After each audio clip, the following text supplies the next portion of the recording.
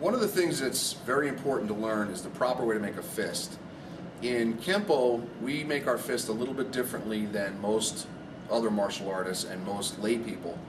And there's a physiological and anatomical reason why we do that.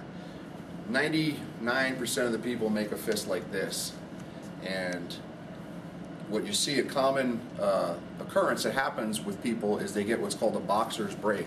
Because they're punching the way they're punching and because of the way they have their fist, they throw their punch and they hit with the bottom knuckles here, and they break the metacarpals here, and they get what's called a boxer's break in their hand. Okay. The other common occurrence that happens if you're punching improperly is your wrist bends, and that's what breaks the wrist. So we have an ancient Chinese secret in Kenpo that we use to help us instill what we call an unbreakable fist. And it has to do with where we place our thumb. So most people put the thumb across the foreknuckles like that. In Kenpo, however, what we do, we're going to put our finger up like this, and we're going to bring it down on top in this position. Okay? So it's, rather than here, it's here. Now what that does, if you look, the bone alignment, if I make a fist like this, my wrist comes up and the bone shoots to the left. Okay? That causes the wrist to bend because it's a weaker joint there. By flipping the thumb up on top, you'll see that the bone is in a straight line and it locks the wrist in place, and it's a lot harder to bend the wrist that way. Now, when you first start punching like this, it's going to feel very, very uncomfortable because you're not used to doing it. When I first started doing it, I thought, I was struggling with it. The fist was working against me. However, the more I did it, the more conditioning I did with it, I did notice a marked difference in my not bending my wrist anymore. So, if you want to keep your injuries down, I recommend try it. If you don't like it, go back to punching the way you do. This is just recommended. It's not mandatory.